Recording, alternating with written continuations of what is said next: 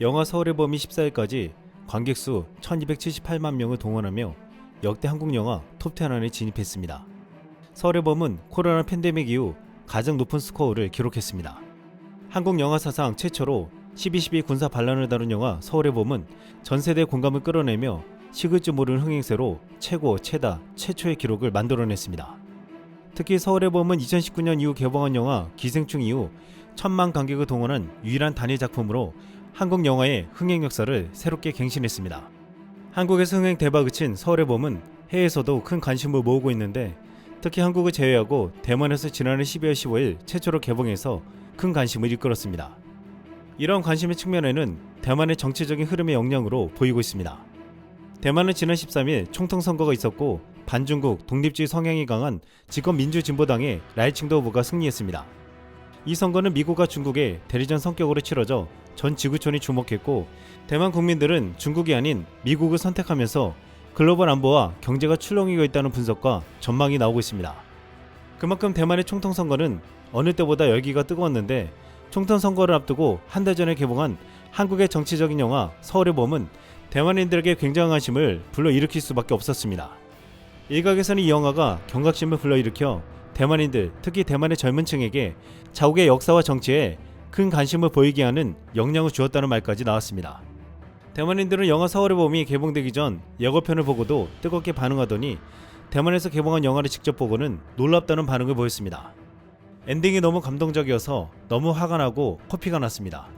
영화 내내 강렬하고 흥미진진했고 촬영도 너무 좋았어요.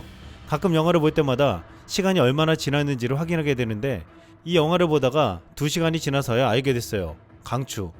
대만에서 볼 수 있다면 꼭 보세요. 아시아에는 진정한 민주주의를 이룬 나라가 많지 않다고 생각합니다. 한국과 대만이 최고입니다. 볼 가치가 있어요. 한국에서 11월 22일에 개봉했습니다. 바로 영화관 가서 보고 왔는데 범죄도시3야 통틀어 올해 최고의 영화입니다. 너무 재밌고 내용이 탄탄합니다. 실화를 바탕으로 제작된 영화라서 울컥했고 황정민과 정우성 두 주역 정말 잘 캐스팅했어요. 이 영화를 긴장하면서 봤는데 보고 난 후 화가 났어요. 최근 몇 년 동안 한국은 이미 항쟁에 관한 여러 편의 영화를 제작했고 게다가 흥행도 두드러졌어요. 한국이 소프트 파워로 세계에 점점 더 큰 영향을 미치고 있는 것으로 보여요. 그 이웃 나라들이 봤는지 모르겠네요. 대만은 언제 이런 블록버스터 영화를 만들 수 있을까요?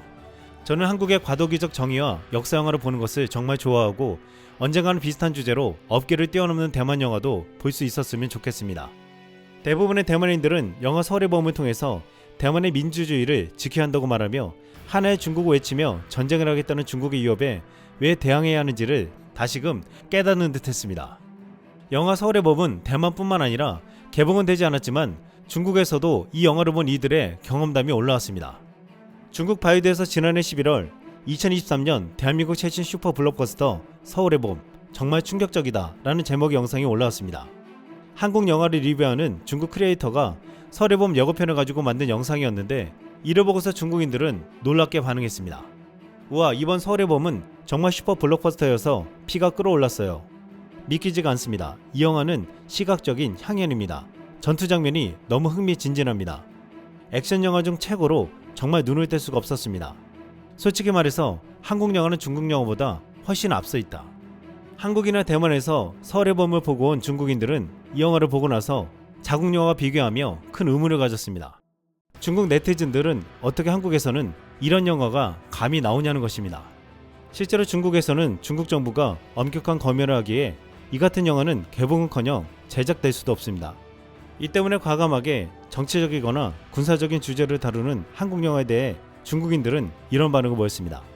중국에서 개봉되지 않은 게 아쉽네요. 이 영화는 어떻게 검열을 통과했을까요? 한국 영화는 군사적, 정치적 주제를 다루고 있다는 것이 놀랍습니다. 아직 개봉 안 했는데 한국에는 영화 검열이 없나요? 한국인이 영화를 만들 때 제한되는 주제가 없다는 게 사실인가요? 한국 영화는 정말 어떤 대상이든 다룰 수 있고 감히 찍을 수 있어요. 이렇게 영화 서울의 봄은 대만과 중국인들에게까지 큰 반응을 불러일으켰는데 국내에서도 이번 흥행에서 반드시 주목해 봐야 할 지점이 있다고 했습니다. 최초로 12.12 군사반란을 토대로 만들어진 이 영화가 중장년층이 아닌 이 사건을 잘 몰랐던 2030 세대가 흥행을 주도했다는 것입니다.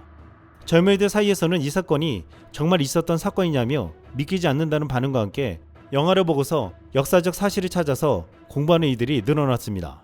그런데 당시 역사에 대해서 잘 몰랐던 젊은 층들도 전두환의 악행에 대해서는 대부분 알고 있었지만 이 영화에 나오는 노태우에 대해서는 처음 알게 되었다는 이들이 많았습니다. 노태우는 실제와 같이 이 영화에서도 최전방에 위치한 구사단을 지휘하는 사단장으로 등장하는데 전두환이 주도했던 쿠데타를 성공시키는데 큰 역할을 한 인물로 나왔습니다. 최전방 사단이 빠지면 북한이 남침할 수 있음에도 최전방에 위치한 구사단을 쿠데타에 이용한 인물이 바로 노태우였습니다. 군인으로서 국가안보를 팽개치고 부도덕한 방법으로 개인의 영달을 추구했다는 것입니다. 젊은 층이 이 영화를 보고 놀란 것은 보통 사람들의 대통령으로 알려진 노태우가 12.12 사태와 군부 독재 정권에 있어서는 전두환 못지않은 빌런이었다는 것입니다. 노태우는 대통령 집권 시절 기업들에게 이권을 주고 막대한 불법 비자금을 조성하였고 1993년 금융실명제가 실시되자 증권가를 중심으로 몇 차례 노태우 비자금 보유설이 나두기 시작했습니다. 본격적으로 노태우 비자금이 실체를 드러내게 된 것은 여러 시중은행에 차명 계좌로 보유하던 비자금의 구체적인 단서가 드러나 검찰이 수사에 착수하면서였습니다. 결국 1995년 10월 연희동 사저에서 대국민 사과문을 통해 대통령 재임 시절 5년 동안 약 5천억 원의 통치자금을 조성해 사용하였다고 시인하였습니다. 최근 노태우의 장녀 노소영이 언론에 많이 오르내리고 있는데 노소영은 최태원 SK회장과의 이혼 소송에서 재산분할 청구금을 2조 원으로 늘리며 천문학적인 금액을 요구해 화제가 되게 됐습니다. 또한 노소영은 지난 2016년 국회의원 선거 당시 김문수 지원 유세를 하면서 아버지가 만든 민주화라는 말을 해 민주 진영에서 큰 비판을 받은 바 있습니다. 또한 2021년 러시아가 우크라이나를 침공하자 자신의 SNS에 우크라이나 대통령의 겁먹은 얼굴이 애처롭고 차라리 소총이라도 든 전 대통령을 믿고 싶다. 코미디언을 대통령으로 뽑은 우크라이나 국민들의 마음도 헤아릴 순 있다. 오죽했으면 차라리 웃겨 주기라도 하라는 주문이겠지 라는 글로 젤렌스키 대통령과 그를 지지하는 우크라이나 국민들을 폄하한 글로 논란을 일으키기도 했습니다. 또 노태우의 장남 노재원 변호사 역시 이혼 소송을 하면서 노태우 비자금과 해외 부동산 등이 이슈가 되기도 했습니다. 노태우는 2012년 6월 사돈인 신명수 전 신돈방그룹 회장에게 건넨 비자금 230억 원을 찾아달라는 내용의 진정서를 검찰에 제출하기도 했는데 아들 부부가 파경을 맞게 되자 맡겼던 비자금을 회수하려고 검찰에 진정서를 제출하는 어이없는 상황이 연출되기도 했습니다. 이렇게 영화 서울의 봄은 군사 반란과 독재를 통해 잡은 권력으로 막대한 부를 축적한 세력들과 그 후손들까지 대대손손 호의호식하는 악행의 대물림을 만천하에 드러나게 하고 있습니다. 영화 서울의 봄은 한국의 젊은 층은 물론 많은 국민들에게 뼈아픈 근현대사를 다시금 돌아보게 해주었고 잊고 지냈던 과거 역사를 제대로 알게 하는 계기가 되었습니다. 또한 대만을 비롯한 중국과 인근 나라에게도 젊은 층들에게 나라 역사와 정치에 관심을 갖게 했습니다. 영화 서울의 봄을 본 한 대만 네티즌은 이 같은 장문의 감상평을 남겼습니다. 나는 저번 주에 한국에서 이 영화를 보고 감명을 받았어요. 일단 한국사는 필수가 된 배경 지식이고 영화가 리듬과 줄거리를 조절할 줄 알면서도 내가 이 영화를 보면서 배운 역사의 한 토막들을 엮어낼 수 있었어요. 경험해보지 못한 젊은이들이 당시의 분위기를 느낄 수 있게 하는데 정말 도움이 됐어요. 대만 출신인 내가 상대적으로 국가에 대한 의식이 약했다는 것도 알게 되었고 나라와 정부, 대민의 각종 정치수단에 실증이 났고 내 삶에 도움이 되지 않는다고 생각했습니다.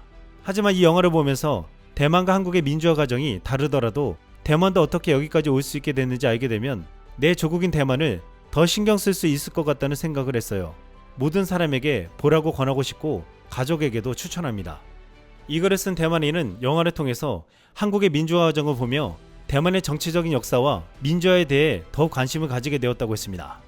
한국은 영화를 통해서 많은 국가들의 젊은이들과 국민들에게까지 큰 영향을 주고 있습니다. 이상 쓸멍이었습니다.